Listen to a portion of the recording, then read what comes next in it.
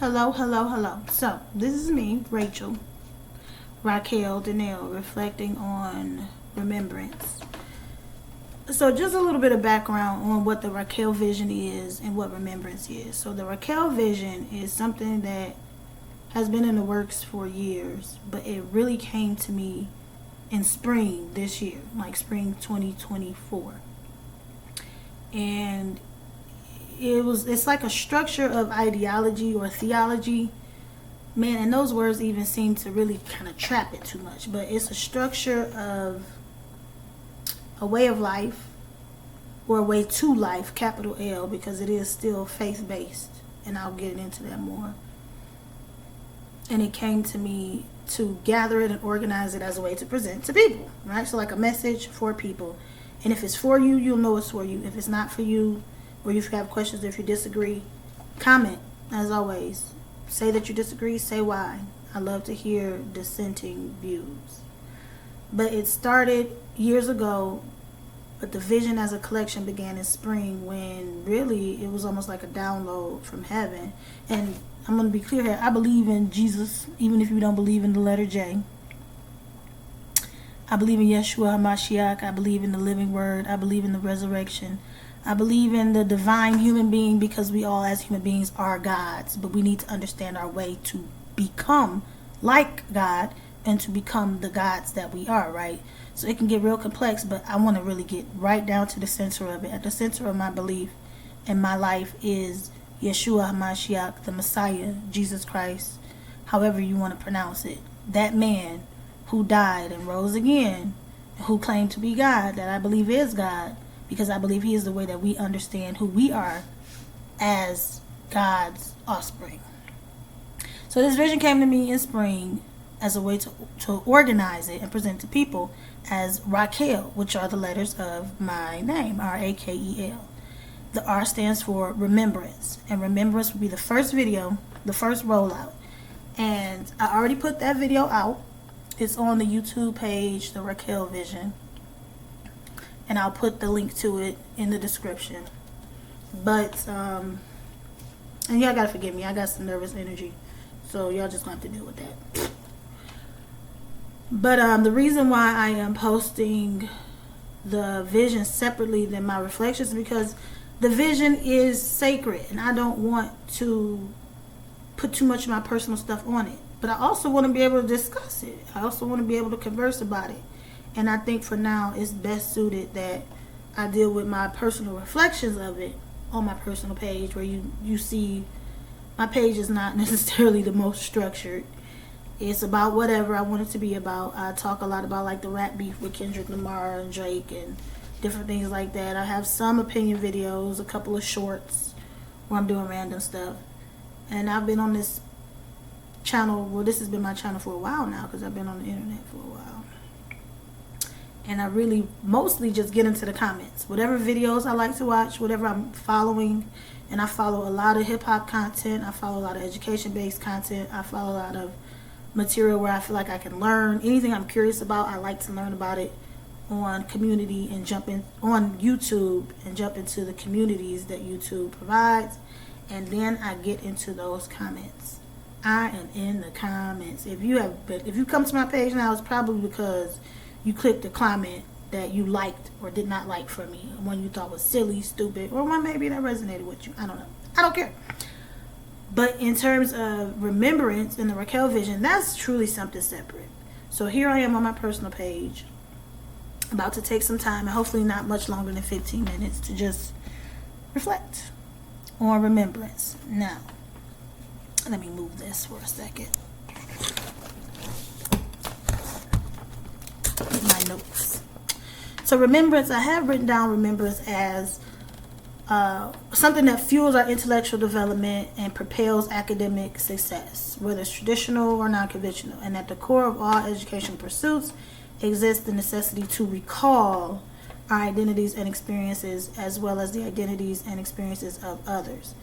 Who we are, who I am, who we become, it hinges on the relationship of all of our thoughts intermingled, right? And you may disagree, but if you do, please comment on why. And those thoughts are also influenced by other actions and by other people's thoughts and ideas and things of that sort that are shared with us. So when we know this, though, when we understand how remembrance, or that remembrance, really fuels our identity, when we know this, this is when we excel. So to remember is to gather intentionally the ideas that already are, and to bring together the harmony of a larger whole, right? So here's my thing. Remembering is bringing together our thoughts, and we do it all the time.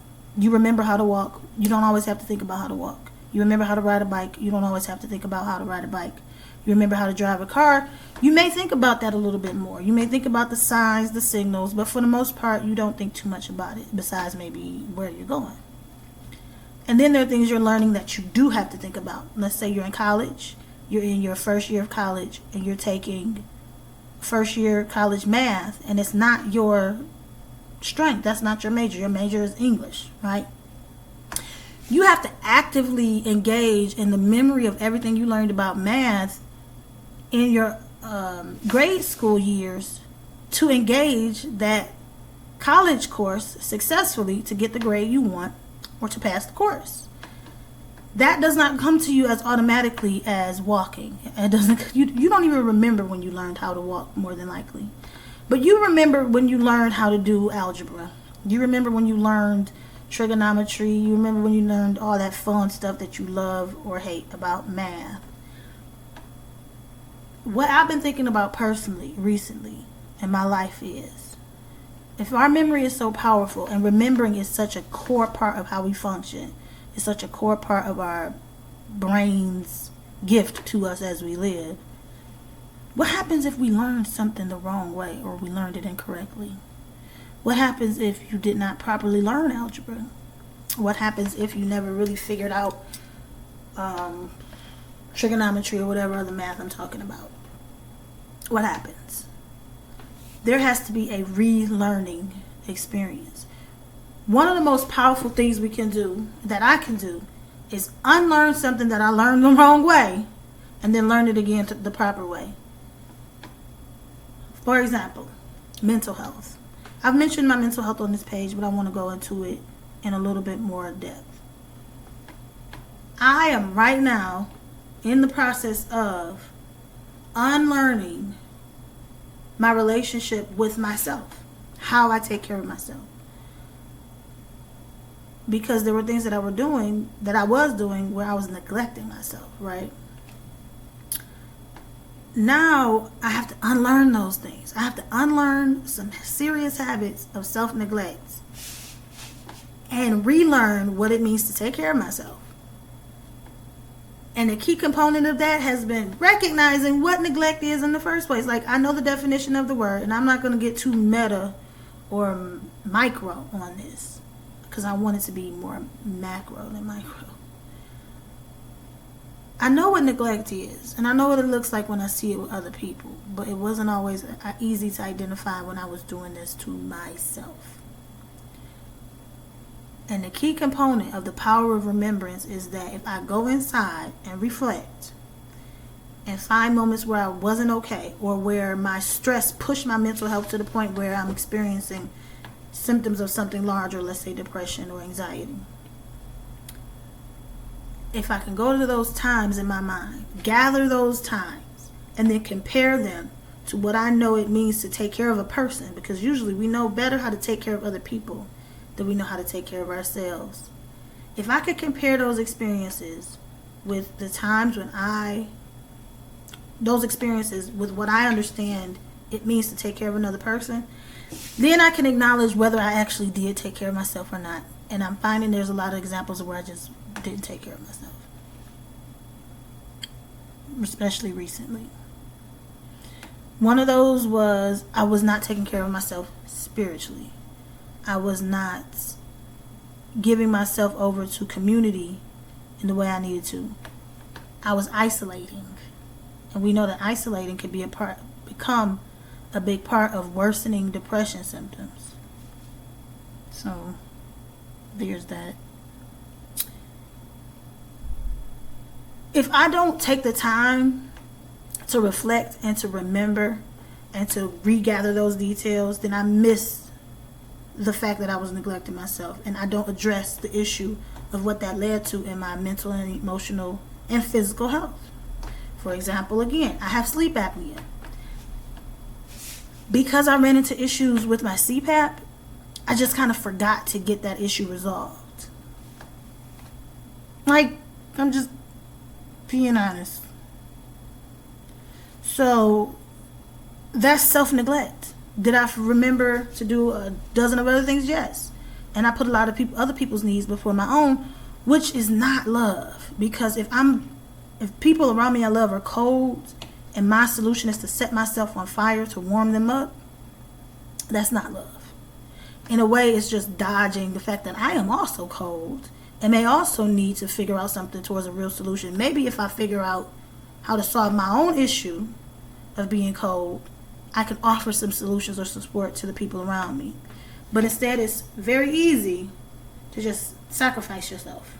Sacrifice whatever it is you have going on and put other people's needs before your own in a way that is unhealthy, in a way that suggests nothing I have going on is important. Let me throw everything down and deal with your thing. That's something I was deciding to do. And the crazy part is, how are you isolating and still at the same time overextending yourself to other people? Like, how does that work? But I managed to do exactly that. Even in discussing this in this video, I'm using the power of remembrance to regather these things, to gather the experiences, the memories, the details of so many things, just to have this discourse or to post this video about it, right? And that's the natural sense, the cognitive sense of remembrance. Now I've got to factor in the fact that I'm a spiritual being. I'm a person of faith. Who does God say that I am? What is it about God, the one that I follow, that I love so much that I continue to follow him? What does that God have to say about me? Who does he say that I am? And why do I believe him? And in remembering why I believe him and in remembering who he says I am, doesn't that mean I have some power? Doesn't that mean that based on my own beliefs, that I am capable of much more than what I've already been doing? I've just had to sit and remember. Now, another thing I like about the video I posted on the Rakel vision, I don't dig that deep, but I hit on remembering who we are beyond our human experience. Like, there are a lot of people who believe in reincarnation and multiple lives. I sincerely believe those things are misnomers. I believe we existed before we existed, but not as a human being or an animal or any other sentient being as we know it on this earth. I believe our spirits are eternal. The Bible tells us that we were in him and that he then formed us to become this being that we know ourselves to be here on earth. If you don't believe in the Bible, please leave in the comments that you don't. Tell me why. Because I love to hear different perspectives, especially ones that run directly counter to my own. But I believe in those words, not just because they were written down, but because of the way they were written. I believe so much in the power of the story of the Bible because of historically everything that it took for that book to even exist is more inspirational than any piece of writing I can think of off the top of my head. Like, there is not one more inspirational collection of writing than what we like to call the Holy Bible, which is why it remains to be the best-selling book of all time. It's just we don't put it on the New York bestsellers list because there's no current author to credit, and there's no point. Everybody already knows it's the best-selling book of all time. Even if we disagree on why. I believe it's the best-selling book of all time because of how powerfully inspirational it is. So there are things in there that inspire me. And one of the things in there that inspires me is different discussions about how we are spirit, how we are eternal beings. Many of you, this resonates. And if I'm an eternal being, that means I have some eternal power, some eternal abilities. And I think that's where remembrance really, really gets into its most powerful element. But here in the natural, it's practical and for anyone to understand that at the core of our existence is how we remember our experiences. The ones it's not the experiences themselves, it's actually how we remember those experiences, how we compare those experiences to our current days, how we let those experiences inform us. And I'll speak on this in another video. There are some hindrances to our ability to remember, from the practical level to the spiritually high level. There are major hindrances. But right now I'm reflecting on what it means to remember or look back on how I treat myself, how I take care of myself or wasn't taking care of myself, and what I understand it means to be good to a person, and then applying that to me, because I am a person. And if I can't be good to me, how good can I be to anyone else? So I hope that this jives with you at least a little bit. But leave a comment. You don't have to like, you don't have to subscribe. Just leave a comment. Okay? And again, check out the Rakel Vision. That's Rakel, and I'll post it in the description if you want to see the original post about remembrance.